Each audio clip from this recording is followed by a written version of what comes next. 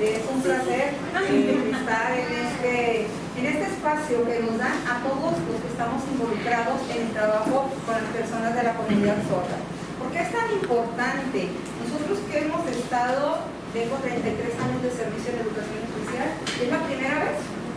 Es la primera vez que se voltea a ver las necesidades del docente y de las personas de la comunidad sorda, donde se involucre tanta gente en beneficio de ellos. Entonces créanme que cuando vi todo este movimiento, dije qué bueno que se aperture, que la Universidad de Colima, la doctora Cintia, haya tenido ese tino para poder invitarnos a formar parte de este proyecto, y que seguro estoy, todos aquí estamos con la mejor disposición de contribuir para abrir estos espacios. Que me pasa ella la temática que vamos a trabajar. Entonces yo consideré necesario venir a platicar cómo está nuestro estado, cuál es la verdad, porque si nosotros estamos dándole vuelta, viendo el elefante ahí, pero le damos vuelta y decimos que no existe, pues no vamos a salir de ningún problema. Entonces, a partir de lo que ella me plantea que van a hacer los trabajos, me di la tarea de realizar una encuesta estatal. ¿Con quién? Con todos aquellos docentes que están trabajando directamente con algún niño con sordera o con hipoacusia. Entonces quiero presentarles desde la organización que tenemos en Colima cómo estamos trabajando y cuál es la diferenciación en el trabajo con la USAIRICA que están viviendo los docentes, porque a partir de eso podrán ustedes como investigadores, como adaptadores, diseñadores, qué sé yo, poder adaptar mejores y más materiales. Nosotros dentro del estado de Colima contamos con 90 personas con discapacidad auditiva, repartidas entre preescolar, primaria y secundaria. ¿Qué es lo que sucede aquí? Aunque básica, todo lo que es la estructura de básica que contempla preescolar, primaria, secundaria y preparatoria, nosotros con preparatoria no lo tenemos contemplado desde el nivel de educación especial. ¿Por qué? Porque ese sector de la preparatoria lo manejan aparte. De hecho, es la maestra Marichuy, muy conocida, ¿verdad?, en todo el ámbito, quien tiene ese tipo de trabajos, y actualmente está también otra preparatoria que nos está apoyando, pero desde la prepa abierta, no específicamente con un apoyo tan específico.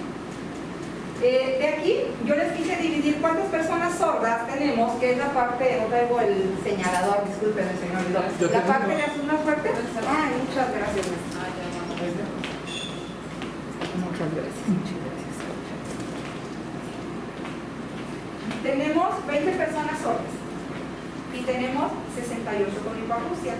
Nosotros pensaríamos que todos estos sordos eran los que iban a estar en campo, pero no es así. Ahorita les voy a explicar la estructura. E igualmente pensaríamos que los hipoacústicos deberían de estar en USAID, porque si nos vamos a los grados de severidad y de necesidades, pues sabemos que a más severidad y del impacto de la lengua es más difícil la inclusión para poder participar en entornos regulares, debido a las circunstancias que actualmente vivimos, de que no hay una accesibilidad, un bilingüismo que les permita a ellos acceder a esto, ¿no?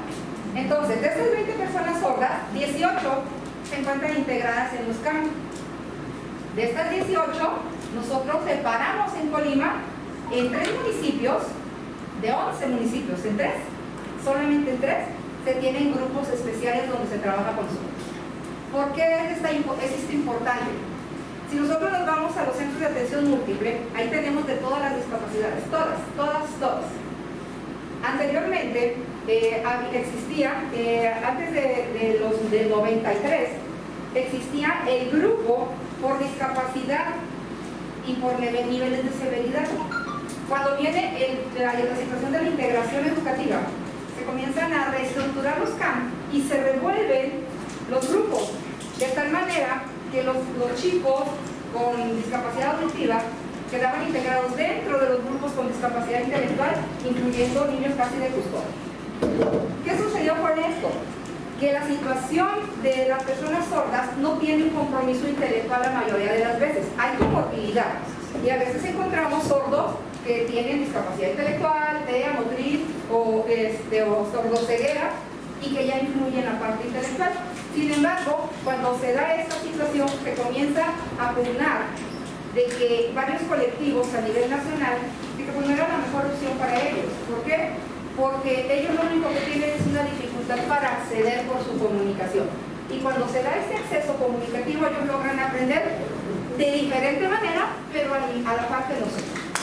Entonces, por estas situaciones que solamente en nuestro estado se han autorizado 3 grupos, uno en Manzanillo, uno en Tecomán, y el que está aquí en Colima, que atiende la maestra Machuy, y ahí solamente, fíjense bien, tenemos 4 niños. Nos vamos a 18 y nos vamos a 22. Ya ven las oportunidades tan restringidas que tenemos desde ahí, ¿no? ¿Por qué? Todos lo sabemos, es la administración y la implementación de la política pública. Aunque ya tenemos legislado mucho avance en esto, nosotros sabemos que luego hay las letras chiquitas, ¿no? De acuerdo a la disponibilidad del recurso. Y es ahí donde vuelve a brincarse. Tenemos el grupo común, como les había comentado, sordos dentro de los grupos con discapacidad diversa. Tenemos 3 primarias y tenemos 3 en primaria y en secundaria. En secundaria, ¿por qué? Porque a partir de que, en secundaria, perdón, porque a partir de que ellos egresan de sexto, todos se integran a la telesecundaria especial. Y la telesecundaria especial vuelve a integrar a los sordos dentro de grupos diversificados con TEA, con discapacidad intelectual, etc. ¿Por qué es importante ver todo esto? Porque dependiendo de esto, son las metodologías, las estrategias, la didáctica que cada uno de los docentes implementa. Por lo tanto, no podemos hablar de una sola estrategia, de una sola metodología, de una sola técnica.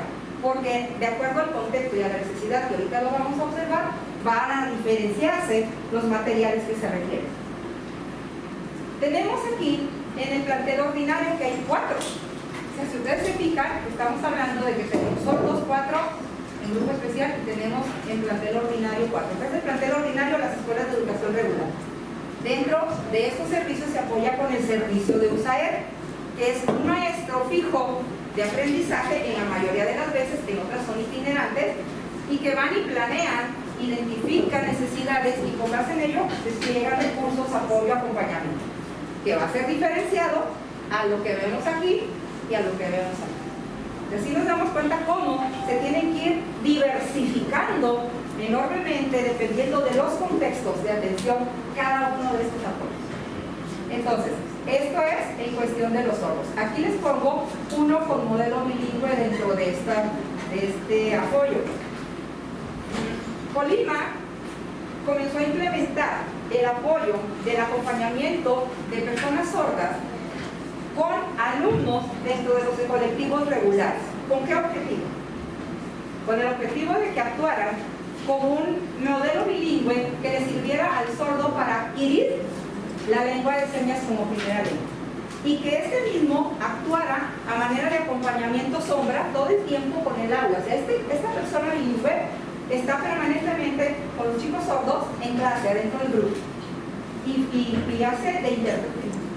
¿Y para qué? Para que vaya con 2 objetivos que ahorita vamos a ver. Entonces, con sordos, dentro del plantel ordinario, que son 4, solamente uno cuenta con un modelo bilingüe.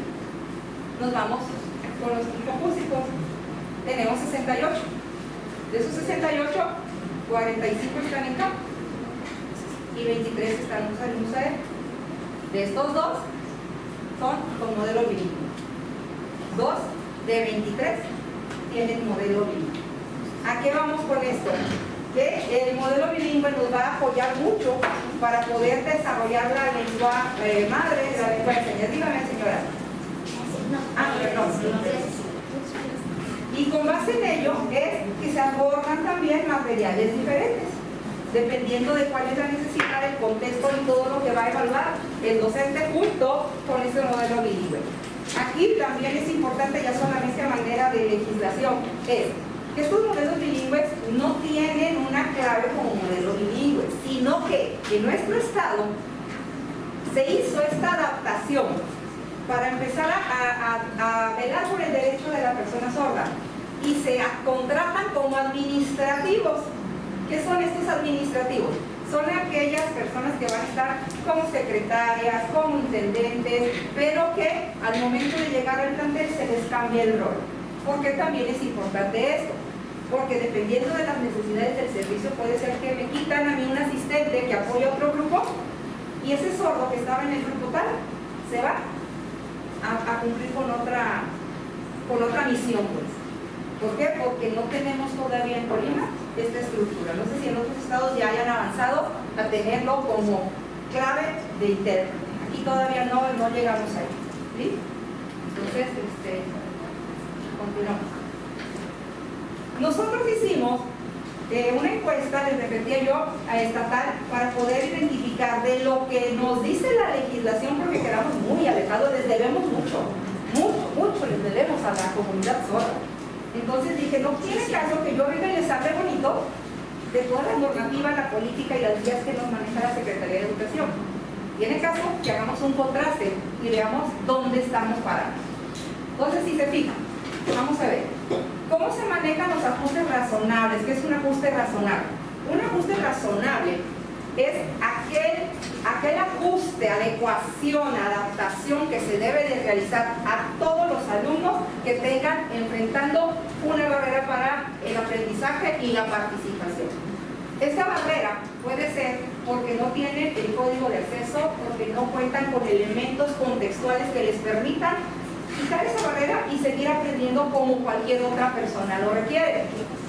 Dentro de estos ajustes razonables se maneja toda la currícula, entendiéndose como aspecto curricular en todo, desde la infraestructura, desde el mobiliario, desde las adaptaciones tecnológicas, desde los materiales, desde los objetivos, aprendizajes, contenidos y demás. ¿Qué es lo que a mí me importa con el alumno sordo? El alumno sordo va a tener algún tipo de necesidad y de ahí se va a desprender el plan de intervención para cada uno diferenciado. Yo no puedo pensar en que el plan de intervención sea aplicable porque es una persona que tiene una discapacidad de 78 decibeles y bilateral y que con eso yo voy a hacer como una receta para todos los que tengan ese tipo de sordera, porque no es posible, porque aquí tiene que ver con la cultura que él ha adquirido tanto para la primera lengua como para ver si viene de padres oyentes, si viene de padres sordos. Es un cúmulo de situaciones que se deben de evaluar para saber qué ocupa cada uno. Entonces, como nos estábamos enfrentando a una diferenciación y que me dio mucho gusto que la maestra nos moviera el tapete desde la Secretaría de Educación, porque volvíamos a ver, hacía destapar el mugrero, ¿verdad? Híjole, qué vergüenza. ¿Qué es lo que encontramos? Que los maestros están haciendo lo que pueden con lo que tienen, y con mucha disposición sobre todo. De hecho, el sábado pasado estuvo aquí la licenciada Alejandra Álvarez. Estuvimos en un curso que no fue por la Secretaría de Educación, fue el sindicato que nos apoyamos ahí con diferentes instituciones, y trajeron a esta persona y me dio mucha curiosidad que eran 2:30 de la tarde. Aquí está la señora Rosario y su hija, que no me dejarán mentir. Eran 2:30 de la tarde y nadie nos movíamos el sábado. ¿Por qué? Por lo que estamos ávidos de recursos para poder ofertar a nuestros pequeños. Entonces, ¿qué es lo que tienen que hacer ellos? Ellos tienen que realizar ajustes. La Secretaría solamente te pone el camino, ¿no? Vas a ajustar. ¿Qué? Tú sabes. Tú sabes qué tienes, tú sabes qué necesitas, tú sabes cómo está el chico, tú diagnosticas, pero no contamos con un recurso que te permite decir, ok, para este chico hago tal condición de nuestros indicadores, por lo tanto me voy por aquí. No. Lo único que sí está ya por derecho y se enfatiza mucho es en el bilingüismo. Situación que nos deja también en desventaja, porque nada más nos dicen algo bilingües. Y luego las metodologías de la lectoescritura generalizada nos dicen, ocupas una primera lengua antes de pasar a la segunda, que es el escrito. Y entonces, ¿cómo le hago con el sordo? Y más cuando es de padres oyentes. Porque todavía cuando ya viene de comunidad sorda, de padres sordos, pues ya vas adelantando. Pero cuando tienes que enseñar desde preescolar, y que aparte el maestro de USAER o el maestro del CAP desconoce el uso de la lengua de señas, nos enfrentamos a muchas situaciones problemáticas. Entonces, vamos a ver. Aquí nos dice que el 49.3 realizan ajustes razonables.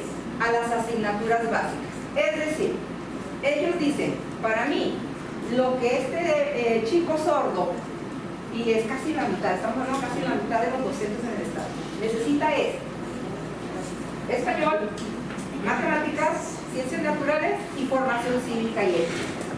¿Por qué cada uno de ellos? Ellos argumentan lo siguiente: el español porque debe de ser su segunda lengua, la matemática porque es un instrumento, una herramienta necesaria cotidiana, ciencias naturales porque debes de aprender a cuidar de tu cuerpo, del entorno y saber cómo van tus cambios en tu desarrollo, y formación cívica y ética porque tienes que aprender valores, derechos, respeto y a interactuar con los demás.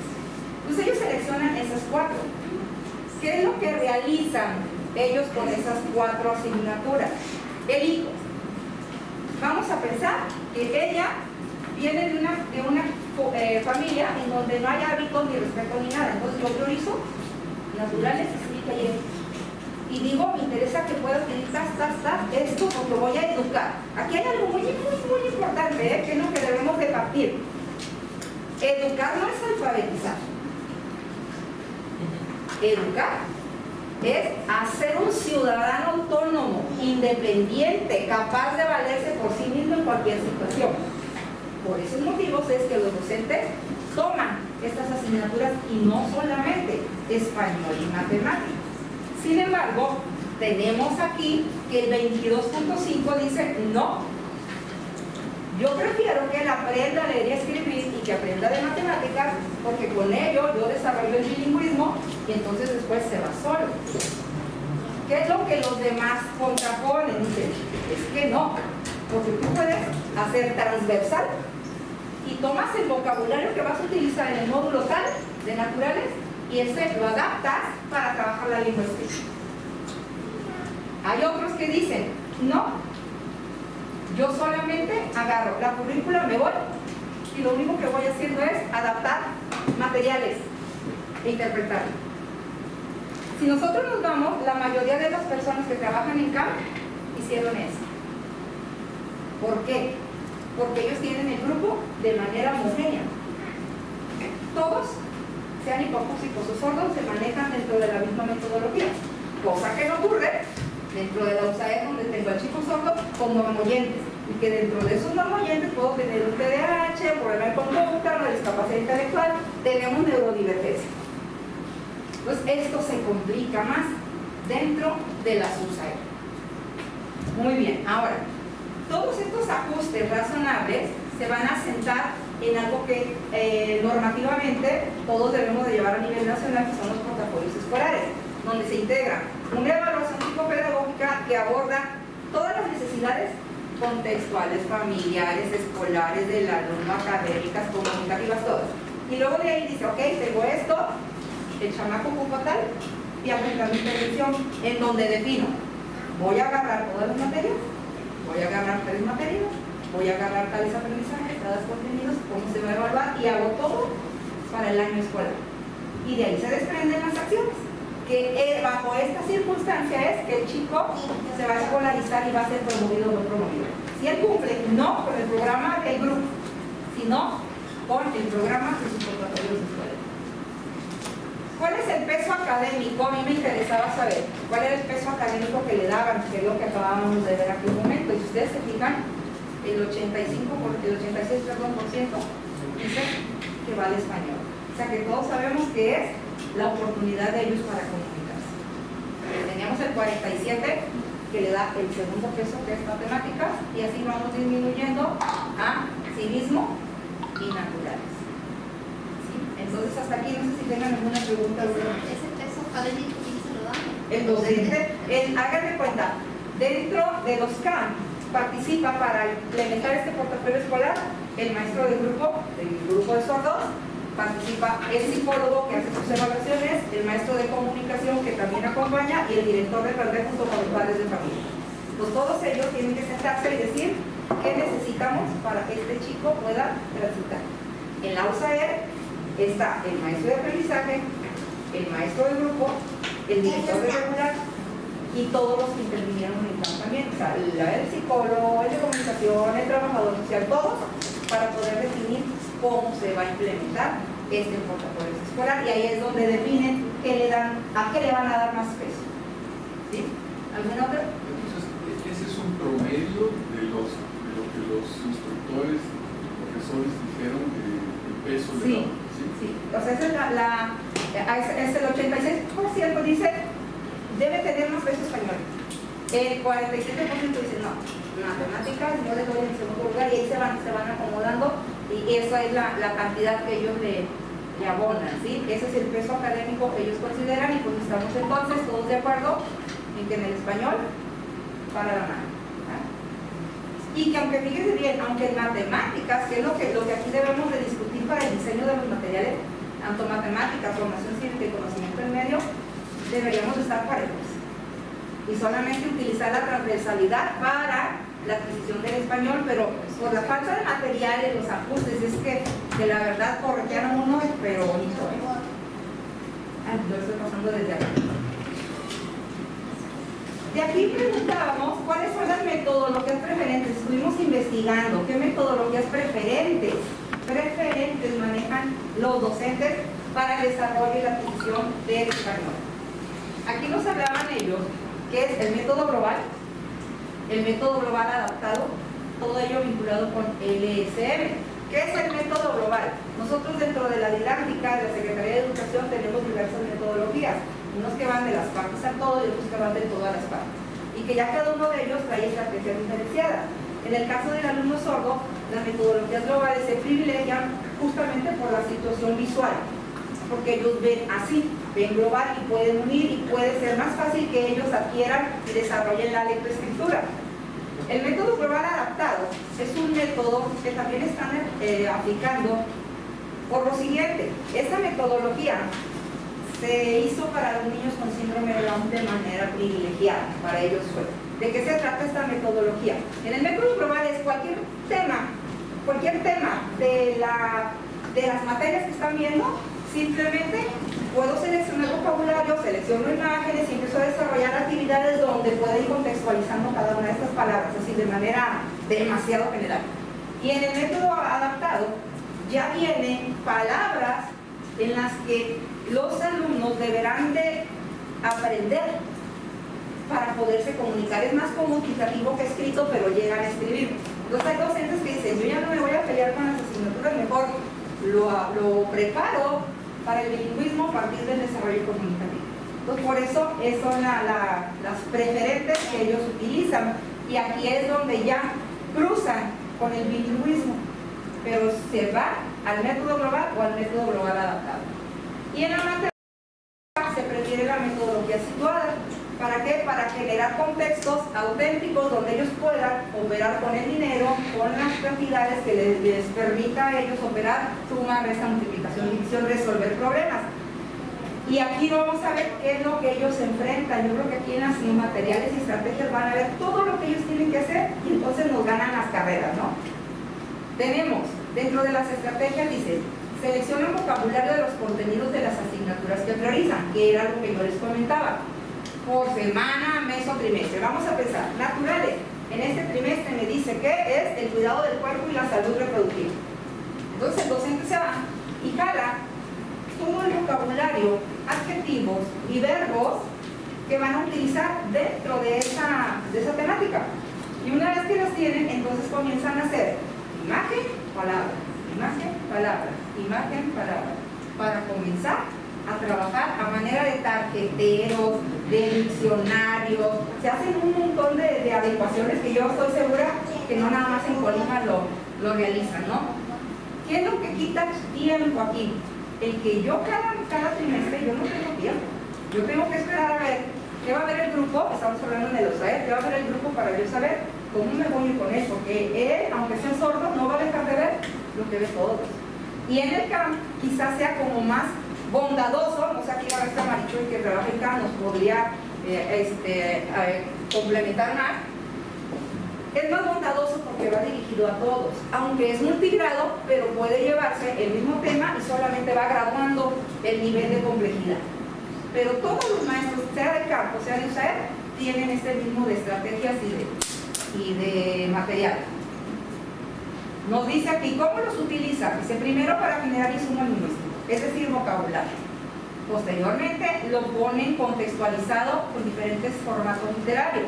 Es decir, vamos a pensar nuevamente en la salud reproductiva y ellos dicen, ocupo saber menstruación, pene, eyaculación, ovarios, 1000 cosas.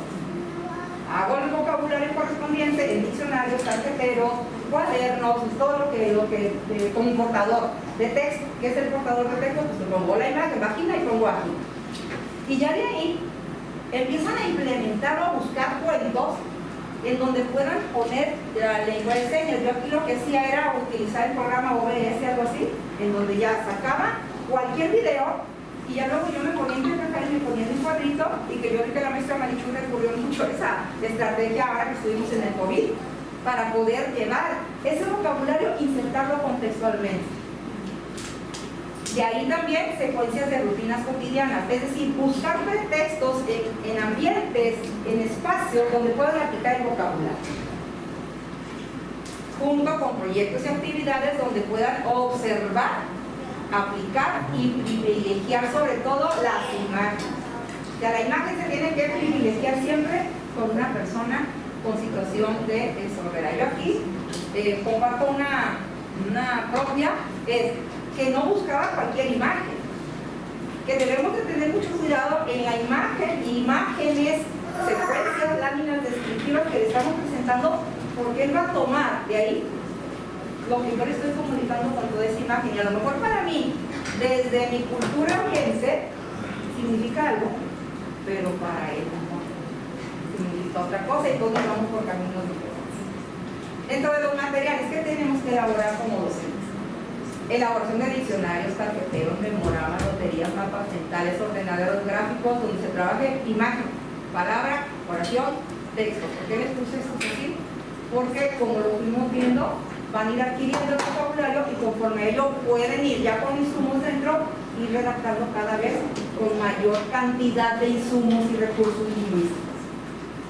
Para organizar la información visual, que cae mucho en mapas mentales y ordenadores gráficos. Entonces, ¿qué es lo que hacen? Por medio de temáticas, vamos a pensar nuevamente en la salud reproductiva. ¿Cuál es mi idea principal aquí?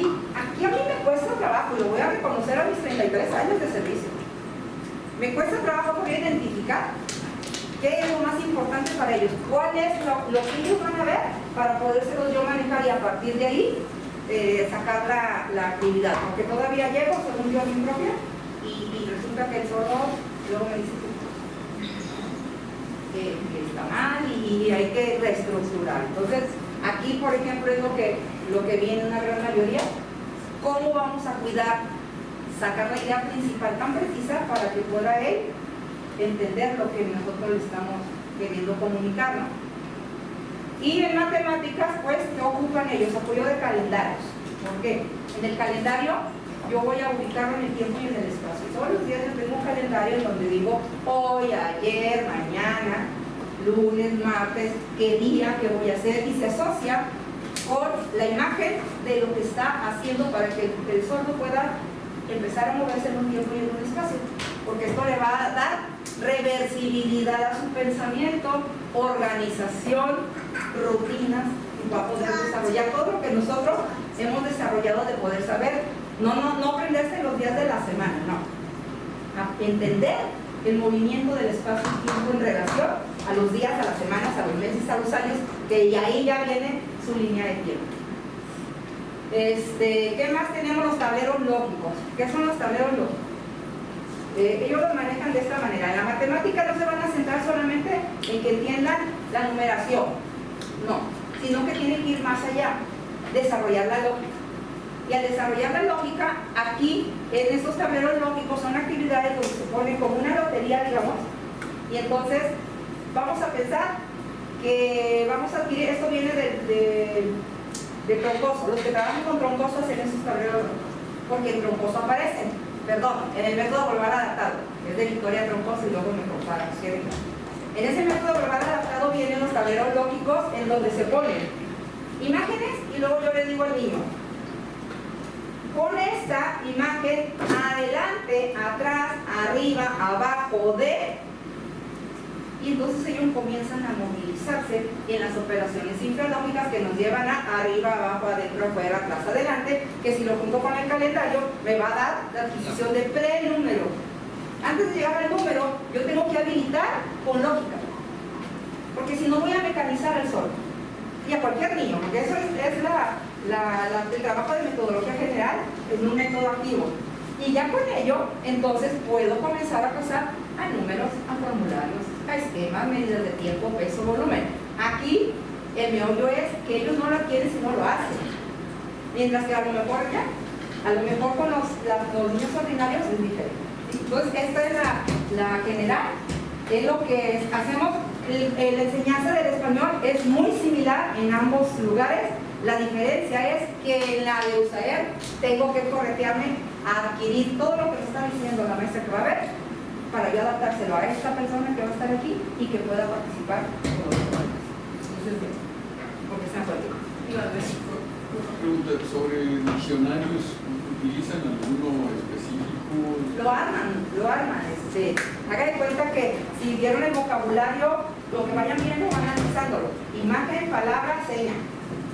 Sí, ahora, por esta parte voy a poner vagina y acá la señal de vagina y lo ven. Entonces cuando ellos quieren trabajar sobre un texto ya van agarrando y ven y van adquiriendo la LSM, van adquiriendo el español. Maestra, adelante.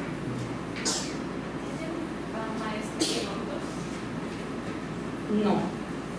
Es lo que le decía, tenemos los modelos lingüísticos, pero bajo la estructura de administrativos y como acompañamiento para que pueda interactuar con ellos.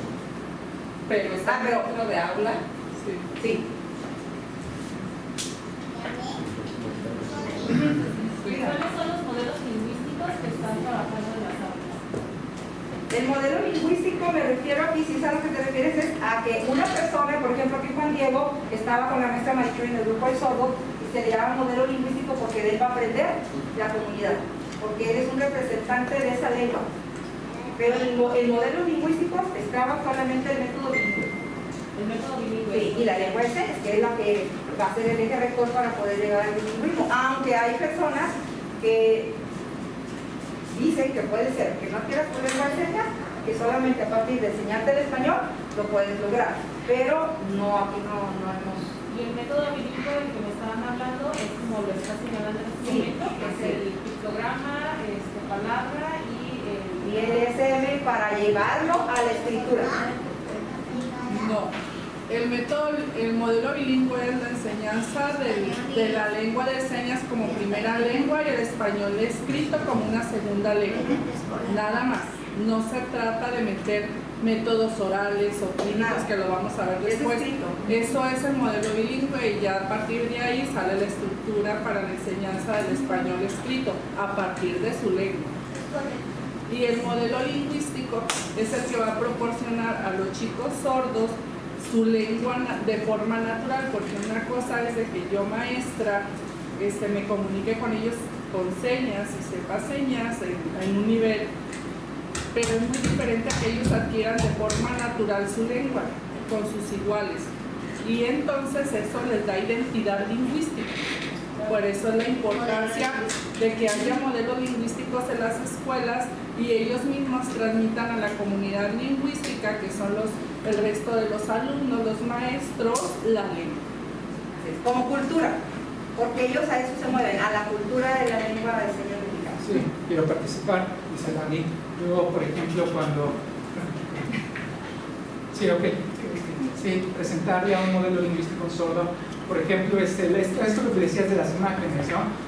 Le podemos presentar, dar la seña y poner distintos ejemplos para que él vaya entendiendo y aprendiendo lo que es el significado.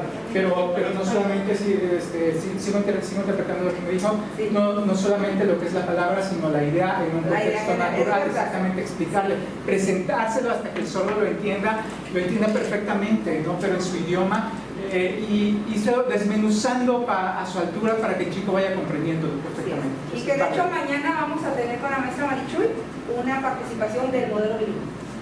Maestra, a nivel de secretaría no existe un material, como lo mencionó el doctor, un material oficial.